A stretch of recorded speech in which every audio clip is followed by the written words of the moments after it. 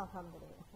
Assalamualaikum warahmatullahi wabarakatuh. Saya Ibu Erna Agustin, SMK Putra Pakuan Bogor. Hari ini saya akan memberikan materi tentang sarana prasarana kelas 12 OTKP. Hari ini hari Rabu 9 September 2020 ya. Hari cerah di luar ya, mudah-mudahan kalian juga di sini yang mendengarkan semuanya juga cerah, senang, ceria, sehingga kita tidak ngantuk untuk belajar. Oke? Untuk anak ibu 12 OTKP yang cantik-cantik, tolong dipersiapkan catatannya, karena hari ini ibu akan memberikan tentang menerapkan inventarisasi sarana prasarana.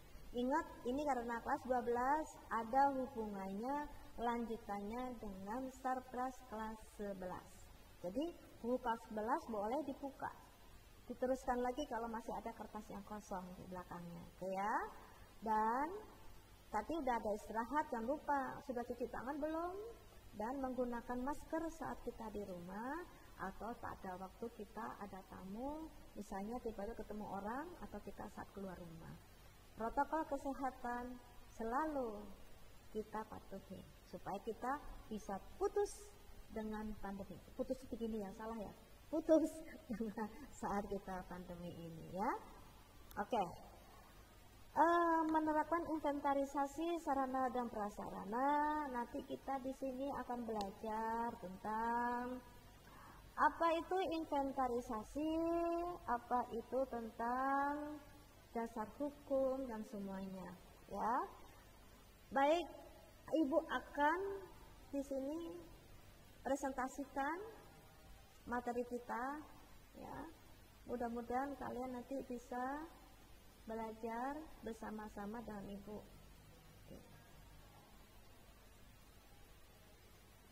Nah, mudah-mudahan nggak salah ya yang ibu presentasikan.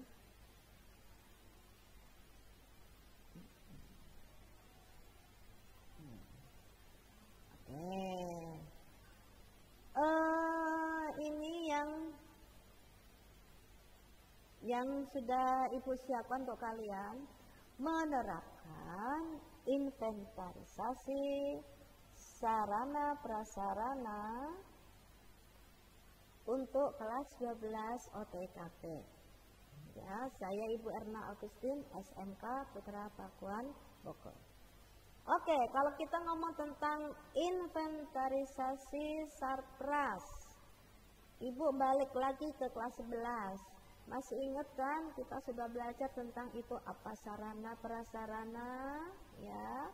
Sehingga jika kita di sini inventarisasi, maka di sini kita belajar tentang pengertiannya dulu di sini. Menurut Teliangki, inventarisasi itu artinya daftar yang memuat nama-nama barang milik instansi. Jadi kalau ngomong tentang inventarisasi itu pengertiannya banyak banget. Ibu cuma mencari yang terpendek aja. Karena apa? Apapun pengertiannya ya tentang suatu kata atau kalimat, yang harus kalian itu bukannya menghafalkan, tetapi kalian harus tahu inilah topiknya. Inilah hal-hal besar yang harus kalian ketahui. Contohnya inventarisasi tadi, daftar nama-nama barang. Ya, kan Sarpras. Jadi daftar nama-nama barang. Kalau di kantor berarti milik kan? Milik kantor. Kalau di perusahaan milik perusahaan. Ya. Jadi kalau ngomong tentang inventarisasi, itu berarti daftar nama-nama milik instansi atau kantor atau perusahaan. Macam-macam di sini. Ini ada rumah, tanah, ATK, elektronik, terus ini formulirnya. Nah, ini contoh-contoh tentang yang berkaitan dengan inventarisasi. Nah, setelah itu apa sih sebenarnya tujuan, manfaat, dan dasar hukum inventarisasi Sarpras? Nah, kalau kita dalam menentukan inventarisasi, biasanya kantor mempunyai beberapa tujuan dan manfaat, ya. Salah satunya secara umum tujuannya memproses penyempurnaan pengurusan dan pengawasan yang efektif terhadap sarpras yang dimiliki kantor. Ya, ingat ya, sarpras itu kepanjangan sarana prasarana, ya. Jadi di sini penyempurnaan pengurusan dan pengawasan. Makanya ada inventarisasi. Kasarnya inventarisasi itu secara singkat, kita tuh punya barang apa saja sih? Itu sebenarnya inventarisasi itu. Yuk kita kumpulkan, yuk kita tulis yuk. Sekarang kalau ibu tanya inventarisasi barang milik pribadi kalian apa? Sebutkan. Dari mulai ujung pojok kamar sini, pojok kamar situ, kalau itu milik kalian. Dari mulai ujung rambut sampai ujung kaki. Apa yang kalian miliki saat ini? Misalnya baju celana panjang 15 biji, kaos lengan panjang 20, lengan pendek 10, ya, kaos kaki 10. Terus apa tuh yang kalau kerudung itu apa dalamnya? Dalaman kerudung itu ciput ya? Ciput 2. Karena kebiasaan kalau pakai kerudung nggak pakai ciput ya. Jadi cuma ada 2 bun, kalau nggak perlu 1 gitu ya. Nah, HP 5 misalnya ya. Sepatu ada 10. Itu pribadi. Jangan dipakai nama orang tua. Misalnya emas 50 kilo itu punya orang tua, jangan ditulis. Pribadi kok. Oke? Nah, itu inventarisasi itu apa yang dimiliki oleh kantor, apa yang dimiliki perusahaan, apa yang kamu miliki. Itu namanya untuk pengurusan dan pengawasan. Sehingga yang tadi aku tuh punya tanah 300 atau 400 ya. Di Bogor aja tanah yang aku miliki 300. Saking banyaknya tanah bingung, tanahku tuh ada di mana-mana nggak ngerti. Bu, tanah di sana dijual ya? Ya jual aja. Semeter berapa bu? Di sana pasarannya berapa? 10 juta. Ya udah dijual 10 juta. Ibu dibohongin apa enggak? Nggak ngerti. Karena saking banyaknya barang dan ibu nggak tahu. Jadi di sini aset kekayaan ditulis inventarisasi. Termasuk artis-artis sana tuh, emas, simpanan itu, simpanan ini, ya, emas berlian, tas-tas yang mewah, sepatu, sehingga nanti pengawasannya kan gampang. Secara khusus menjaga tertib administrasi, pasti, kan jelas ya nak ditulis kan? Masih ingat nggak kemarin ibu nerangkan tentang apa ya kemarin? Sarpras yang berhubungan dengan pengadaan tuh. Aduh barangnya nggak ada, minta Bu Erna minta barang dong, minta apa tak? Ini bu, saya minta laptopnya rusak, kan saya penting ya pekerjaan, nanti ditukar aja deh bu, yang saya yang rusak dibawa ke kantor, aku minta yang baru ya. Siapa? Ditulis, Bapak Adi minta komputer atau laptop untuk pekerjaan sehari, syaratnya alasannya laptop yang dimiliki rusak, misalnya ya. Ke gudang, nggak ada bu, maka pegawai tadi membuat surat permintaan barang dan seterusnya. Itu administrasi. Menghemat keuangan dalam pengadaan maupun pemeliharaan dan penghapusan. Nah, hematlah, kan jelas ini barang disimpan tanggal sekian, kondisinya sekarang seperti ini, sekarang dipakai oleh siapa, jelas itu barang milik kantor. Jangan siapa yang pinjam laptop ibu ya, nggak ada yang ngomong, ya ibu nggak tahu barangnya dijual atau nggak ngerti. Yang ketiga, bahan pedoman menghitung kekayaan. Tuh barusan ibu ngomongnya ada tentang kekayaan aset. Ternyata si artis A ini mobil pribadinya aja harganya ada yang 150 juta, 300, bahkan yang terbaru itu 2 miliar. Mobil ada 10, rumah ada ini. Ya, itu semuanya aset.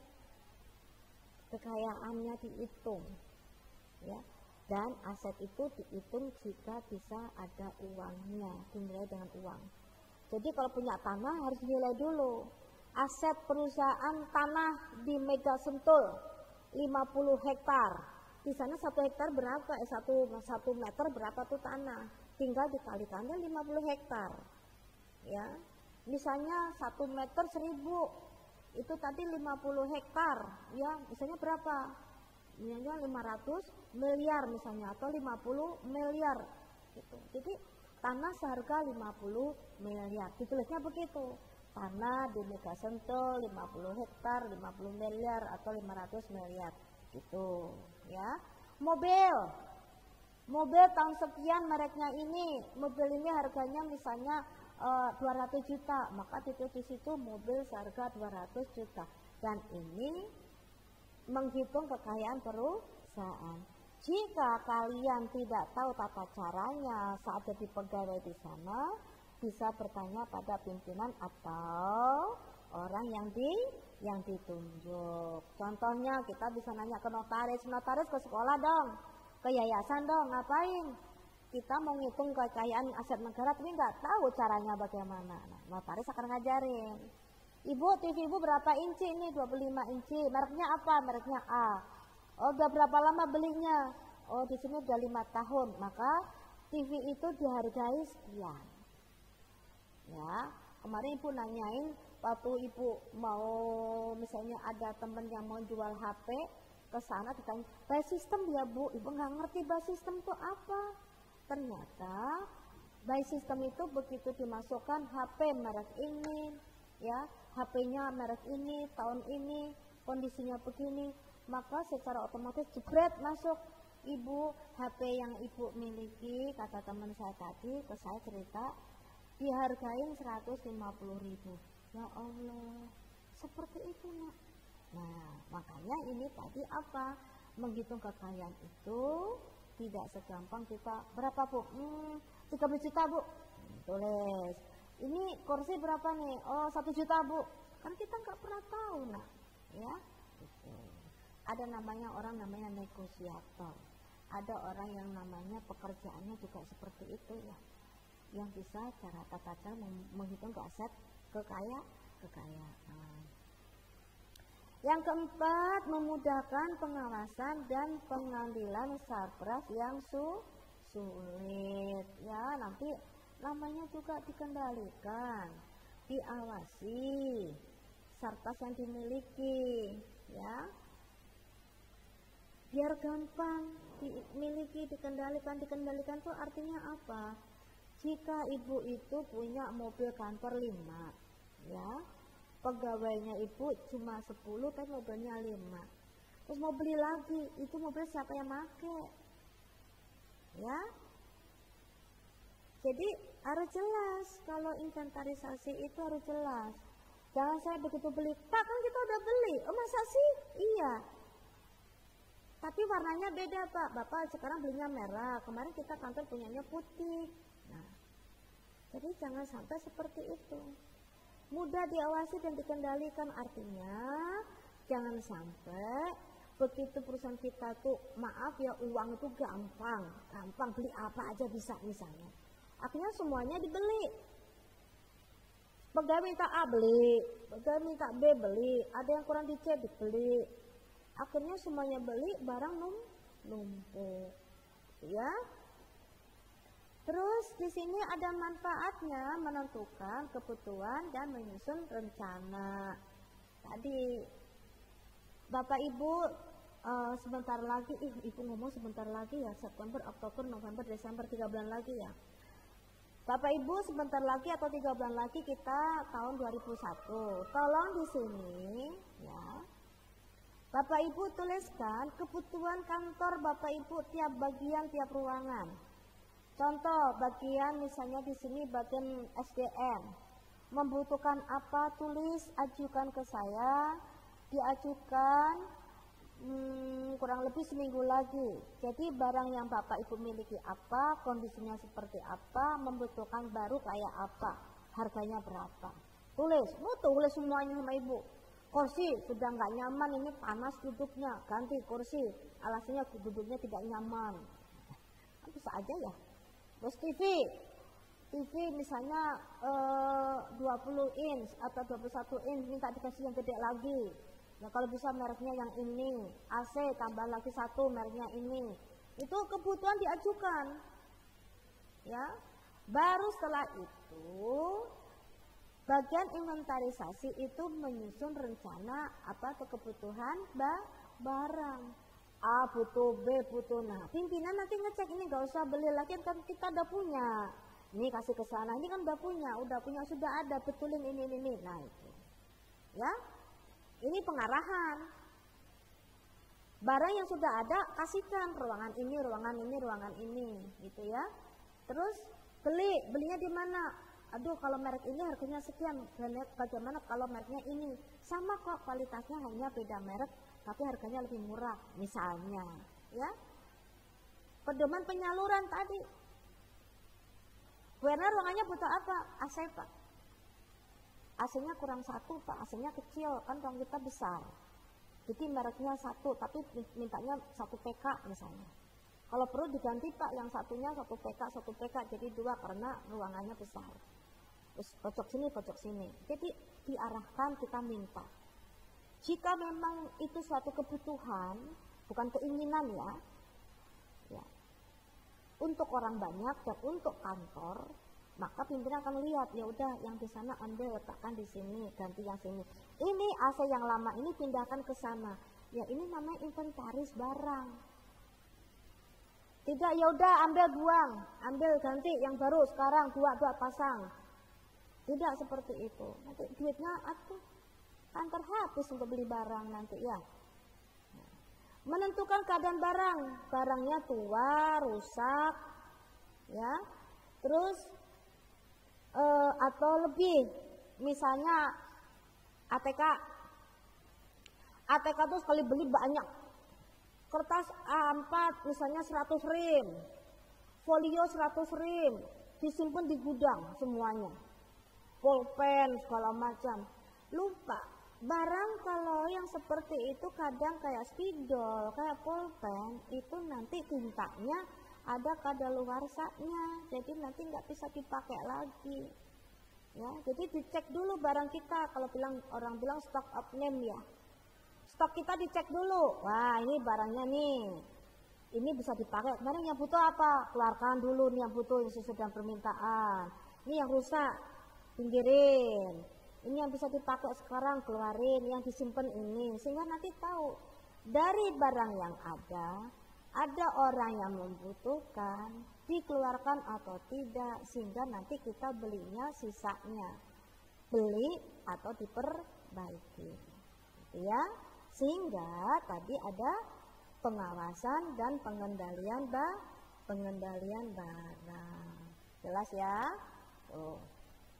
Terus di sini juga dasar hukum. Ini kalau dalam peraturan pemerintah nomor 6 tentang pengelolaan barang milik negara atau daerah.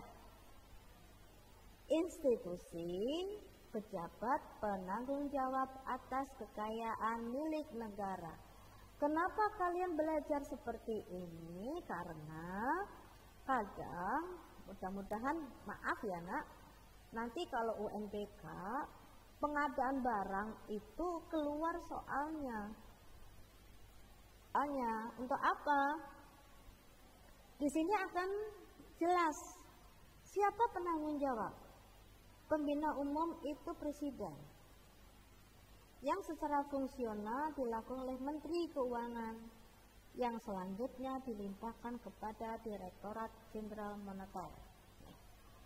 Kemarin Ibu nerangkan di kelas 11 kepegawaian tentang jabatan tinggi, jabatan fungsional. Dari situlah nak, kamu belajar ke sini tentang kepegawaian kelas 12. Itu belajar tentang nanti di sini gaji, PHK, pensiun, tunjangan ini itu. Sarpras kelas 11, kamu belajar tentang sarana apa, prasarana apa. Nah di sini penerapan di sini ada yang siapakah yang bertanggung jawab. Ilmu yang kita dapat di kelas 12 ini lebih dari kelas 11. Oleh karena itu kalian harus tahu, pelajaran kelas 11 harus ingat. supaya bisa ngerti kelas 12 sekarang. Dan ini tentang pengelolaan barang milik negara daerah, ini sama seperti mapel yang lain, itu lebih tinggi. Ya, tinggi dalam hal apa? Dalam hal penerapannya. Penuh pembina umum presiden, tapi dilimpahkan kepada menteri keuangan dan yang mengerjakannya dilimpahkan kepada Direktorat Jenderal Moneter. Pembina barang inventarisasi PBI adalah menteri yang secara fungsional dilakukan pejabat eselon 1. Siapakah pejabat eselon 1? Monggo dicek di mapel kepegawaian. Tuh, ya. Di kepegawaian ada. Terus juga ada di sini penguasaan barang inventaris oleh pejabat eselon 1 dan Kakanwil atau pembantu penguasaan, ya. Di sini juga ada unit pengurus barang atau UPB adalah kantor atau satuan kerja tempat barang milik kekayaan negara berada. Kalau ibu tanya, contoh barang kekayaan milik negara itu apa? Nah, nanti UTS bunda keluarin. Bunda bocorin ya. Itu soalnya. Contoh barang kekayaan milik negara. Tuh, banyak itu. Ya. Dan kamu waktu itu Sena juga pernah sama teman-temannya waktu kelas 10 ya. Pernah jalan-jalan ke kebun raya, ya kan? Ada di situ kekayaan negara yang dilihat oleh Sena dan teman-temannya, ya. Masih ingat aku fotonya yang Sena ya waktu itu, Sena, Dela, Diva kalau nggak salah ya. Ke sana katanya ada pelajaran ibu apa, harus ke museum. Nah itu nah, ya. Itu tentang barang milik negara di museum. Museum itu isinya apa aja, barang kekayaan negara ada enggak?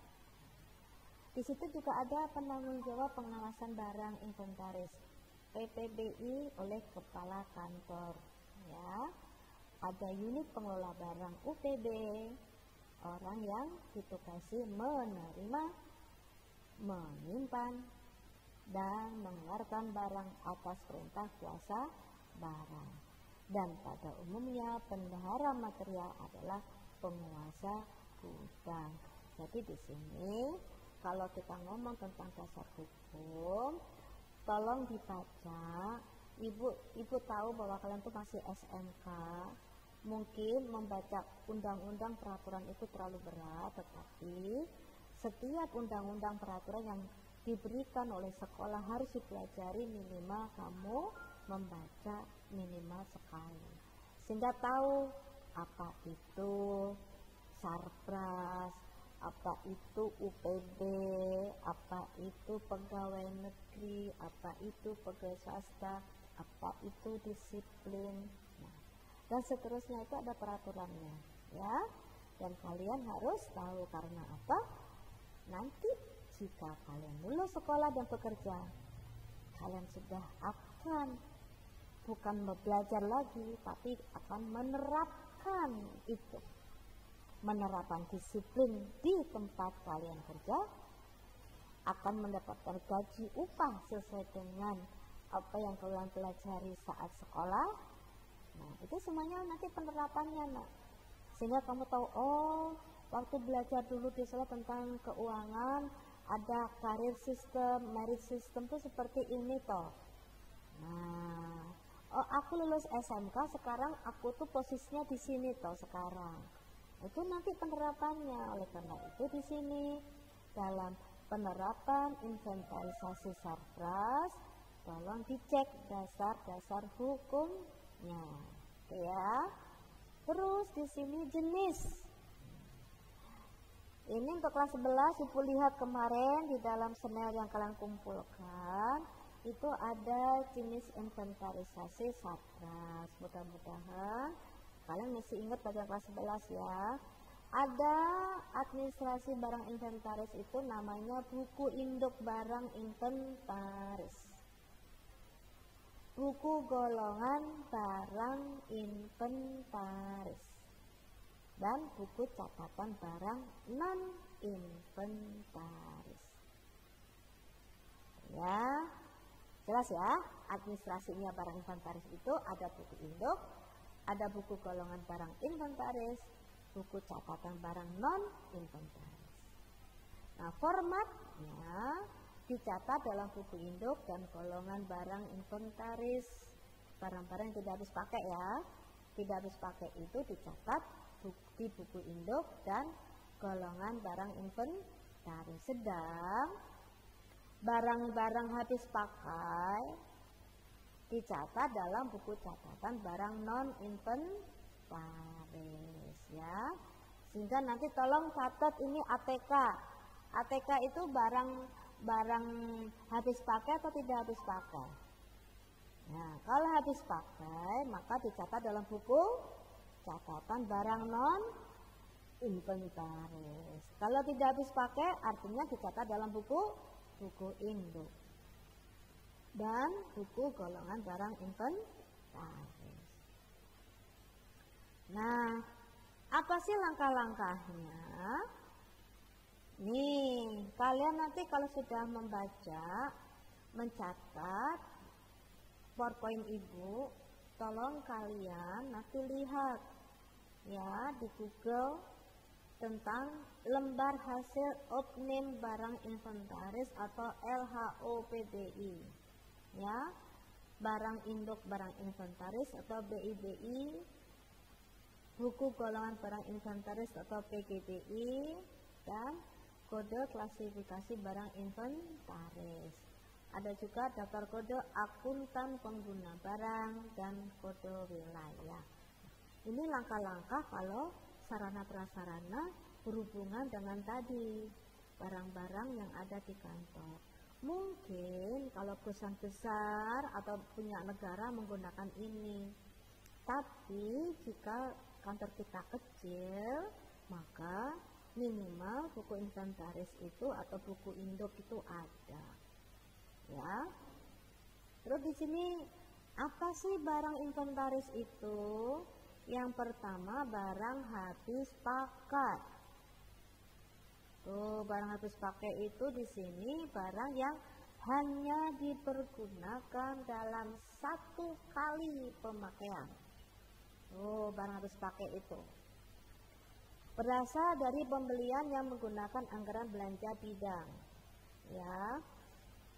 Jadi kalau barang habis pakai itu digunakan contohnya ATK. Nih, spidol selalu digunakan habis. Pulpen, pensil habis. Ya. Maka ini masuknya jenis barang inventaris. Ada juga barang IT, ya, ada juga barang IT, ya. Ada juga barang IT yaitu barang-barang teknologi, ya, barang-barang teknologi yang membantu, ya, yang membantu manusia dalam membuat, menyimpan, mengubah, mengkomunikasikan atau menyebarkan informasi. Ini Bu ngasih contoh aja sedikit ya, cuma 4. IT, mesin apa yang gunanya untuk membuat informasi? Tuh, yang ngantuk-ngantuk sekarang melek. Dicatat itu di buku. Mesin apa yang gunanya untuk membuat informasi? Mesin yang untuk menyimpan informasi, mesin yang untuk mengubah informasi, mengkomunikasikan informasi atau menyebarkan informasi. Ini contohnya ada. Komputer itu apa? Membuat, menyimpan, mengubah, mengkomunikasikan atau menyebarkan. Dela.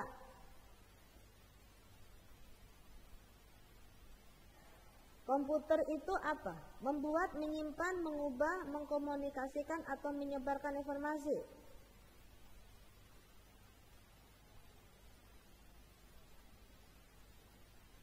Silvi.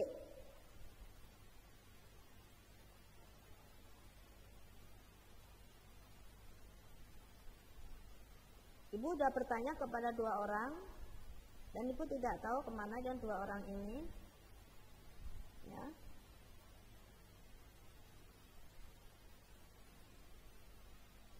Kalian pasti mendengar pertanyaan ibu. Silakan jawab. Silvi, komputer termasuk apa?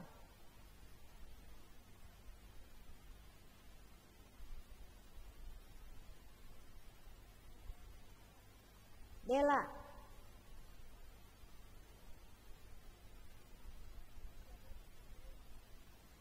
Bunda menanyakan komputer termasuk apa?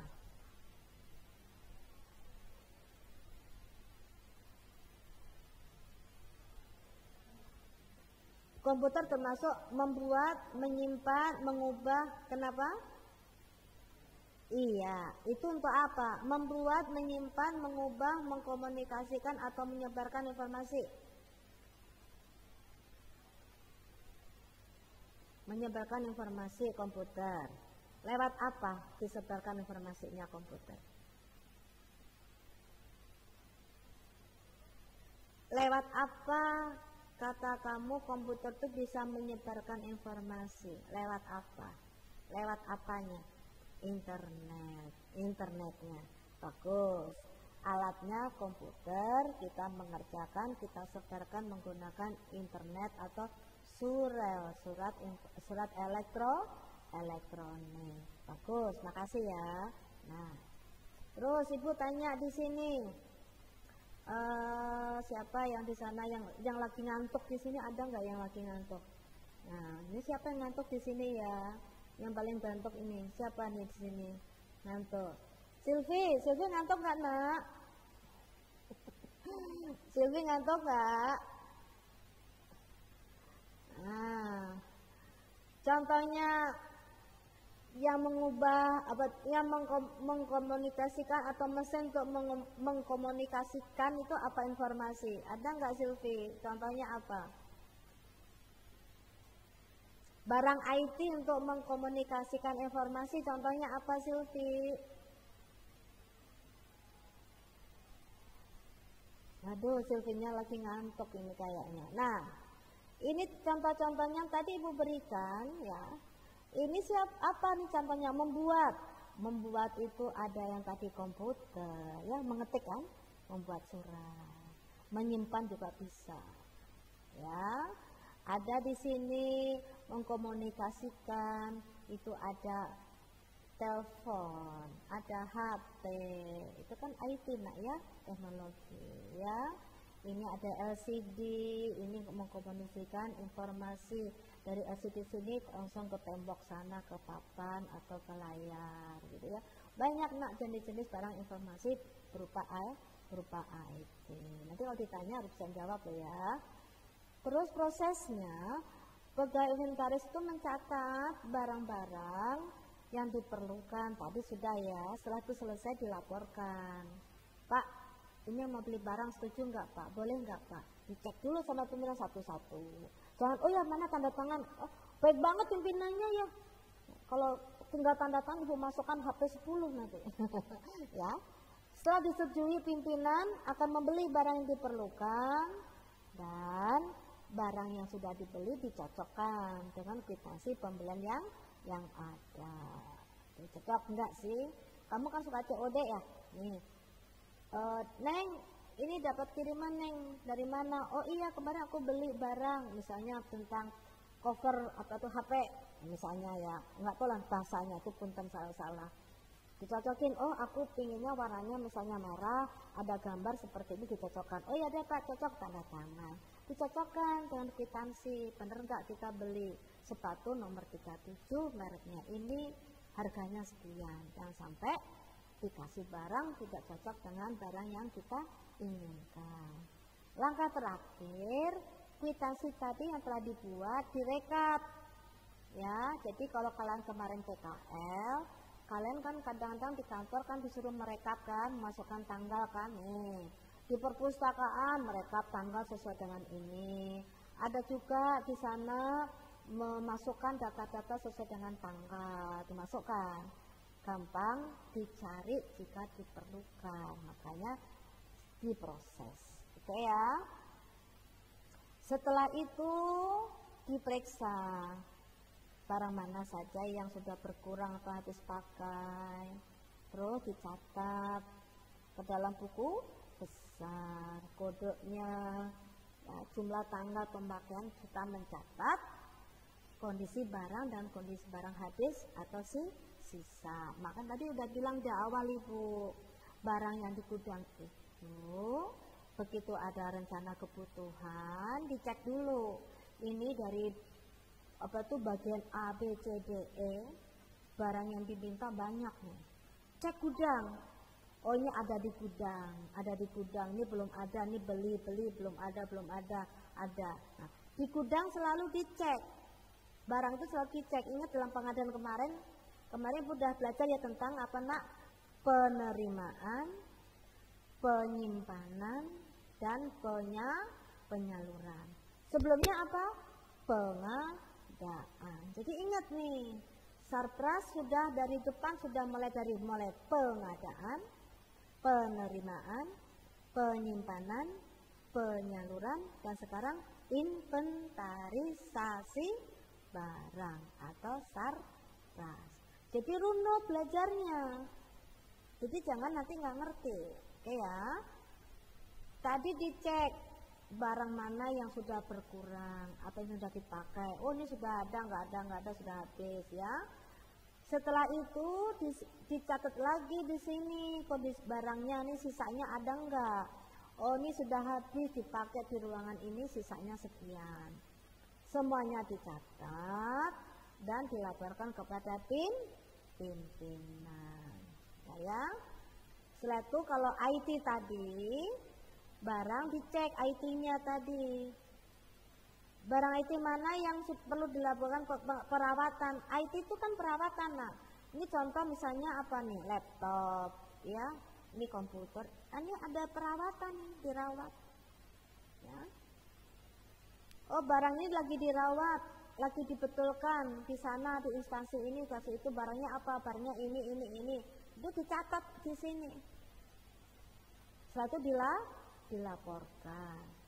Habis itu di sini diperiksa dan dihapuskan.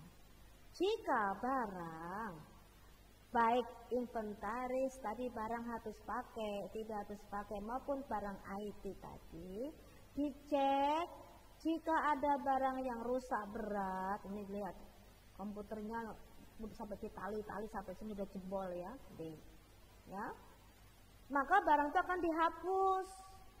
Nah sebelum dihapus ini dicatat dulu nomor penghapusan, nomor berapa, kode barangnya apa, dihapuskan namanya, tanggal, jumlah, kondisi barangnya kenapa dihapus, dan seterusnya. Dicatat dan dilaporkan kepada pimpinan. Nah ini semuanya materi kita tentang inventarisasi barang di sini. Nih, jadi di sini namanya menerapkan inventarisasi karena saat kelas 11 kita sudah belajar tentang inventarisasi sarana dan prasarana. Nah, sekarang penerapan artinya berdasarkan pelajaran kelas 11 tentang inventarisasi, tentang formatnya, tentang segala macamnya, maka di kelas 12 kalian sudah bisa menggunakan format tersebut untuk diterapkan dalam keadaan sebenarnya. Di sini yaitu kalian sudah mulai menghitung ya, mana ini, mana itu, peraturannya yang mana. Setelah itu habis dihitung, maka dicek ya. Siapa yang ngecek? Orangnya sudah jelas, buku-bukunya sudah ada ya, ini buku-bukunya. Terus habis semuanya buku-bukunya ada, maka digolongkan juga di sini barang inventarisnya, habis pakai, tidak habis pakai maupun IT. Nah, ya, itu materi kita tentang inventarisasi barang. Ya, mudah-mudahan ya apa yang Ibu berikan pada kalian tentang inventarisasi sarana prasarana kantor kalian bisa terima dengan baik ya. Tetap materi Ibu akan berikan kepada kalian. Kalian tunggu sebentar. Setelah ini Ibu akan berikan dan tugas kalian yaitu mencatat dengan rapi dan digunakan nanti untuk belajar, karena mulai tanggal 14 sampai tanggal 26 kita ulangannya 2 minggu ya. Kita akan ulangan tengah semester. Gunakan waktu dengan baik untuk belajar saat di rumah ya. Bijak dalam menggunakan IT, bijak dalam menggunakan HP, bijak dalam menggunakan kuota, sehingga saat nanti ulangan kita bisa belajar ya, karena HP-nya dimatikan dulu belajar. Jangan dibiasain main HP terus, oke? Nah, inventaris kamu pribadi tapi kan HP diantaranya. Oleh karena itu HP-nya dijaga dengan baik. Fokus belajar saat belajar dari pukul 7:30 sampai 7:30 sampai jam 1 lah. Setelah istirahat mungkin sekitar 1 jam sampai pukul 2 istirahat dulu, selonjor gitu ya, ketemu dengan keluarga, ngobrol-ngobrol, belajar, istirahat, sholat asar, belajar maghrib, bisa belajar, istirahat ya. Ulangi karena kelas 12 belajar kelas 10, 11, 12 ya. Selamat belajar sampai bertemu nanti di akhir bulan September atau di awal Oktober tuh. Untuk kelas 12 cepat kan sudah Oktober ya. 1 Desember ujian akhir semester. 5 Januari aduh PO Ujikom UMTK ya. Terus Februari, Maret, April, Mei lulus. Bentar lagi. Maka belajarlah di kelas 12 ini dengan baik sehingga kita bisa melalui semuanya dengan baik. Belajar sarpras, belajar tentang kepegawaian. Kelas 10, 11, 12 ada kan tentang kepegawaian sama sarpras, sehingga kalian nanti dalam penerapannya bisa. Jika ada yang ditanyakan boleh nanti saat Sabtu ketemu Ibu atau bisa nanti lewat WA. Demikian dari Ibu. Ibu kepingin kalian tetap belajar semangat walaupun di saat pandemi ya. Gunakan waktunya untuk istirahat saat istirahat, untuk belajar dan tetap menjaga protokol kesehatan ya. Sampai bertemu lagi nanti pada pelajaran sarpras kelas 12 PPKP. Ingat ya, Ibu akan menerima WA kalian jika kalian nanti ada pertanyaan. Terima kasih dari Ibu. Alhamdulillah hari ini 1 orang saja yang tidak masuk. Mudah-mudahan semuanya sehat. Terima kasih. Ibu Erna Agustin, SMK Putra Pakuan, Bogor, pamit. Assalamualaikum warahmatullahi wabarakatuh. Tas bel.